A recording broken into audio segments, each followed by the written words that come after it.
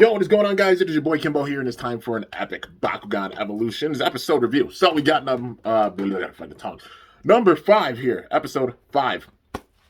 Loving how they're doing evolution so far, and digging this episode as well, man. I'm digging it. Like, I'm digging how they're pulling off this season. You know, it's not just like, oh, hey, season 4. Like, nah, they're going balls to the wall with it. It's really great, and I think this series has the potential to go even further than 4 seasons. You know, it's got that potential to really go far, and like how Burst went 7 seasons, well, going on 7 seasons, it has potential to go that far for sure.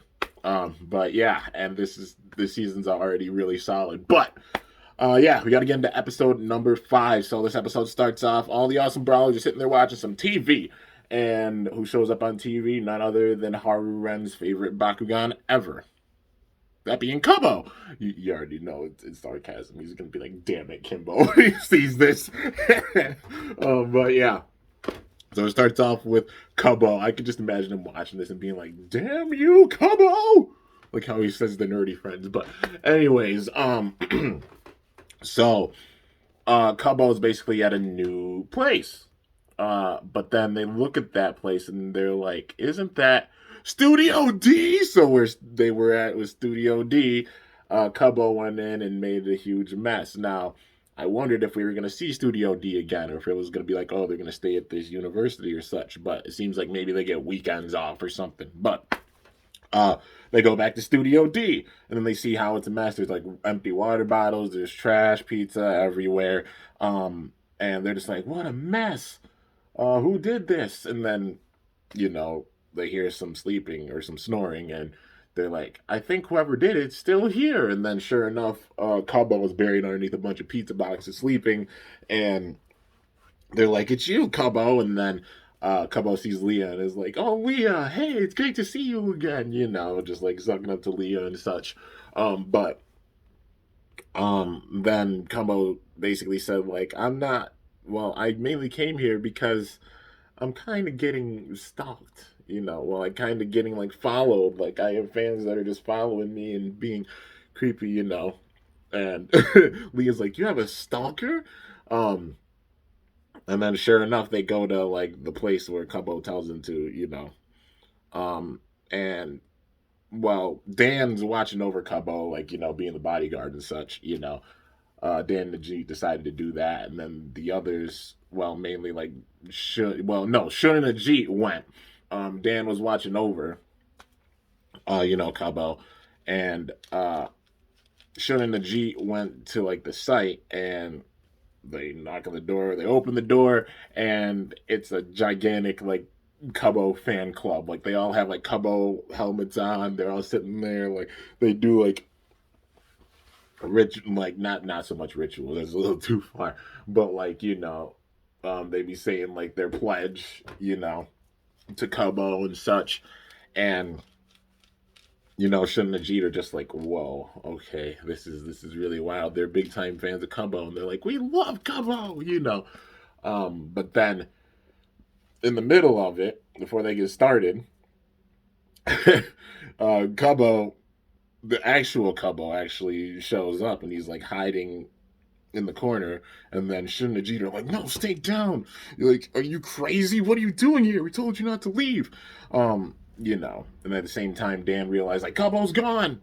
But Shun and Ajit are trying to keep Cubbo down, and then in the middle of it, Shun's keychain falls out of his pocket, and then it's just that crazy moment of like, ting, it's dropping, and then it just tings on the ground. And then they pick it up, and they're like, what is this? It had Tumpy on it, because Shun's a Tumpy fan. They're like, don't tell me you actually like Tumpy. And then Shun's just like, well, I'm... And then Ajit's like, don't say it, Shun. Don't do it. Don't do it. Do not do it. And then Shun's just like, I'm a Tumpy fan! And loses his freaking mind, man. And then Ajit's like, you said it. And then they're like, oh, so you don't like Cubbo. You don't truly love Cubbo. I'll show you the love that we have for Cubbo in a Bakugan battle. And then sure enough, it's Shun versus like the leader of the Cubbo club. I'll say Cubbo club. And it's funny because they had a Pandox, but like still panda bear, still a bear. I was like, you don't even have a Cubbo. But it's still like a panda bear. Now if they would have pulled out like something random, like a Serpilius or something, I would have been like, oh, okay. Big time Cubbo fans don't even have a bear, but like whatever. um, but they get into this battle, and it's the it's an elemental Bakugan, and then there's this site. I forgot the name of the site that they named, but like just it's a website online that teaches how you can get elemental Bakugan, and like it looked ominous for sure. Like even the building they have, like they're definitely building up to that. I forgot the name of it off the top of my head, but yeah, it's an elemental site, elementalsomething.com. But that's where he learned how to make his Bakugan and elemental Bakugan. But yeah, so like elemental Pandox, like if they're really going back and making some of these other Bakugan, I really hope like even Pandox. Pandox is one of the Bakugan that we didn't see that much of. We saw like an Aquas version and a Chaos version with the first season. We didn't see a Darkest one like the one we saw here. So if they put in other Bakugan like Pandox and such and give them elemental versions with this, I wouldn't even be mad about that. Not at all. Like it's the perfect way of repurposing older Bakugan that they scrapped before and putting them back in the series. Like, come on, man. Like how they done with Gillator, how they done with Serpilius, some of the ones that weren't released before. It's the perfect melting pot for sure. And they can capitalize on that much more. But yeah. So they're doing this battle, and then in the middle of it, obviously Shun is starting to lose because the elemental power becoming too much for him. And then the leader just saying like you can't be like a fan anymore of Tumpy. Like you have to swear to be a Cubbo fan and only a Cubbo fan.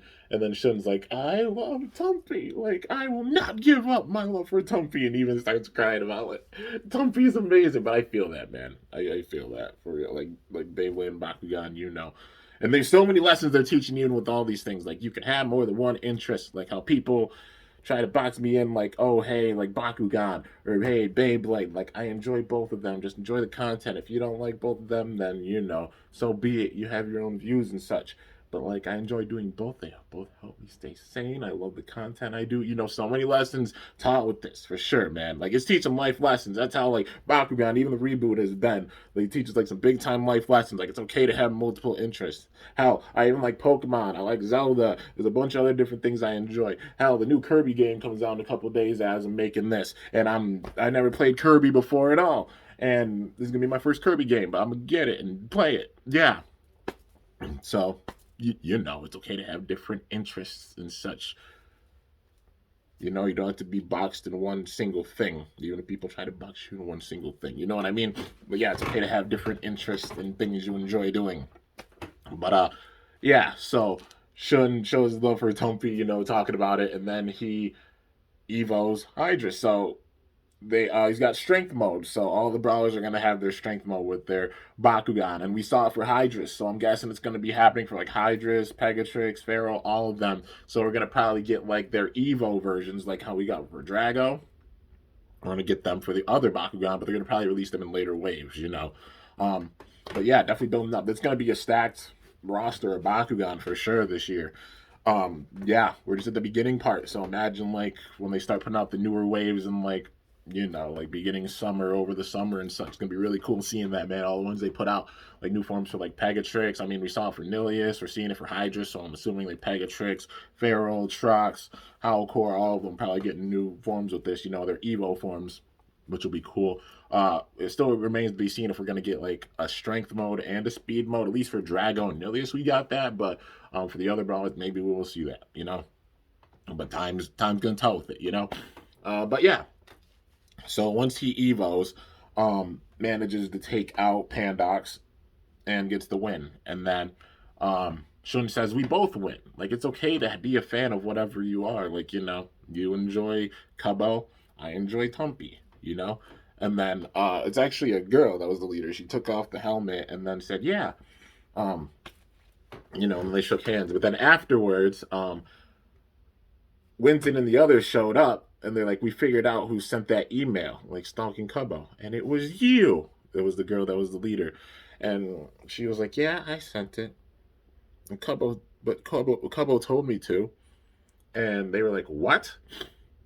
And then Cubbo said, why would I do that? So you can have like crazy battles and crazy moments happen, and it'll blow up and make more views and such for the channel, for your channel, and then they all look like you used us, you know.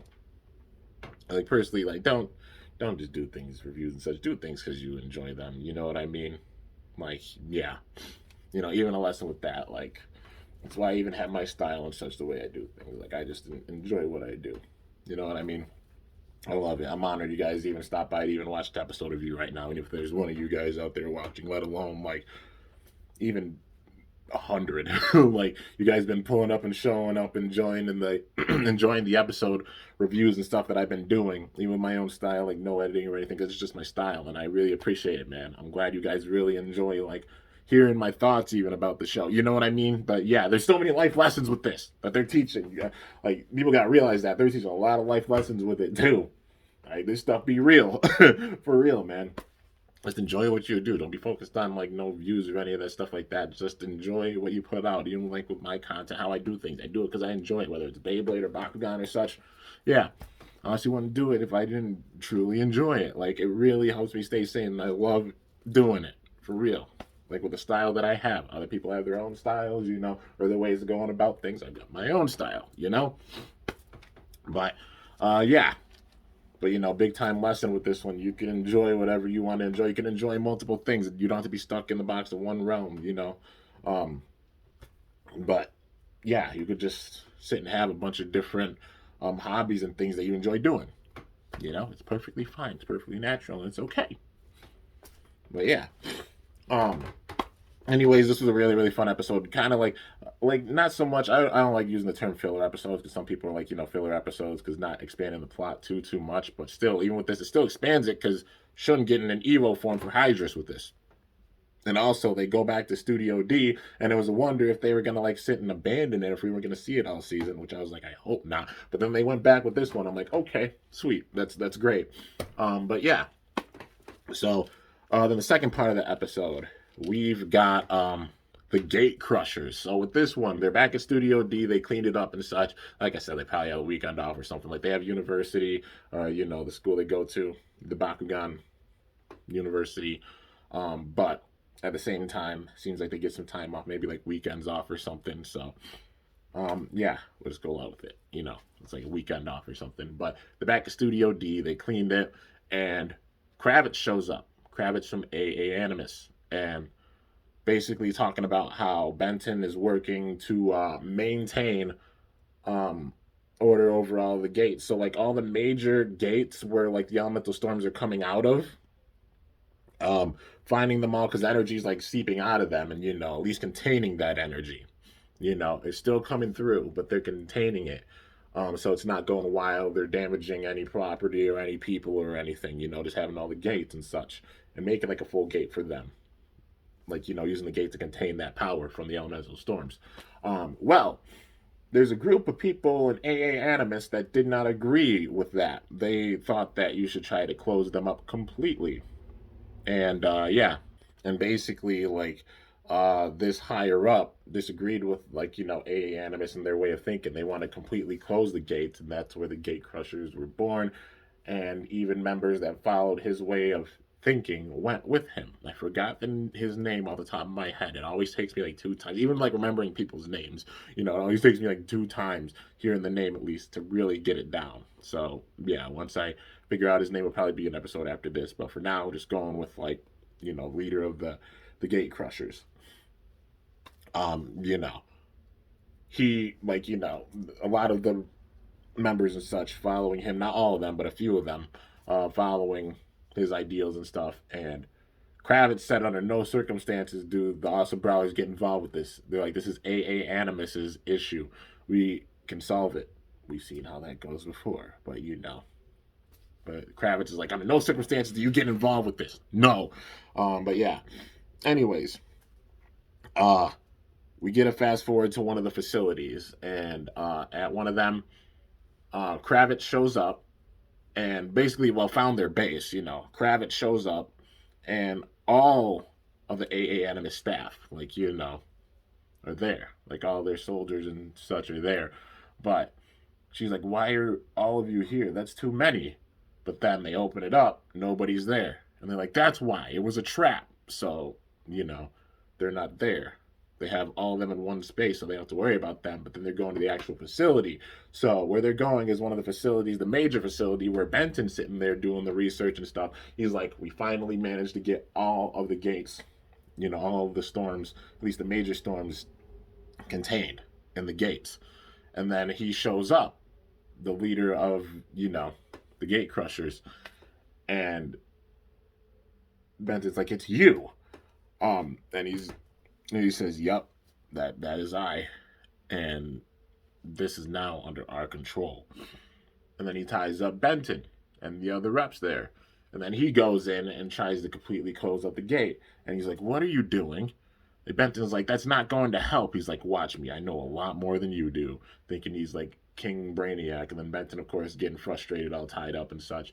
And what he did is he closed up the gate, of course. And with that, it caused it, like, obviously he wanted to contain it, because if you try to close it up, all that power is still going to be lingering down there, but that's going to spill out somewhere else. And sure enough, closing up that gate and made another one spill out right next to it, right next to the facility. And he's like, oh, I wasn't accounting for this. And then just tries to fix it. And then he's like, oh, this is bad, getting worse. Just the power's growing. And then a Simoga and a Mantanoid show up going rogue with elemental power from the elemental storm,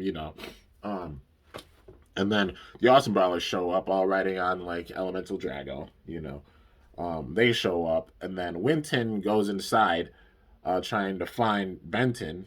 He gets into some battles. Trox knocks out the guards, and then he finds Benton. But meanwhile, the other Awesome Brawlers are outside taking care of Simoga and Mantanoid.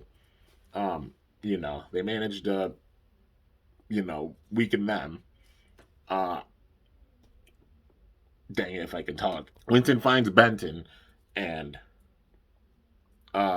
frees him, because Benton, was tied up, but he was at least, trying to get a message out on his phone, and that's how the Awesome Brawlers knew that he was in big time trouble. But then Winton goes in, unties him, and then basically tells, the leader of the gate crushers, now's not the time to sit and be selfish. We have to work together to fix this, So Winton, Benton, and the leader of the gate crushers are all sitting there, getting it, just typing away, trying to figure it out, trying to recalibrate the systems so that they can get rid of the storm that's happening outside and then contain it, And then meanwhile, while they're doing that, Dan and the other Awesome Brawlers manage to take out the elemental rogue Bakugan outside. They take out Simoga and Mantanoid. Then they manage to contain that power. And then at the very end of that, they're like, yeah, we got it contained. And then on the inside, Winton and Benton are both sitting there like, yes, we managed to get it contained. All right. And then they're like, where'd he go? The leader of the gate crushers, he left. That man got a hard drive.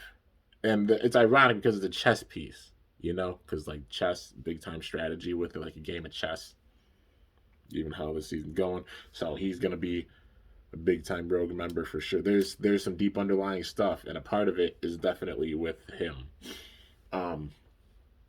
Yeah, I think we're just seeing the first parts of it with him.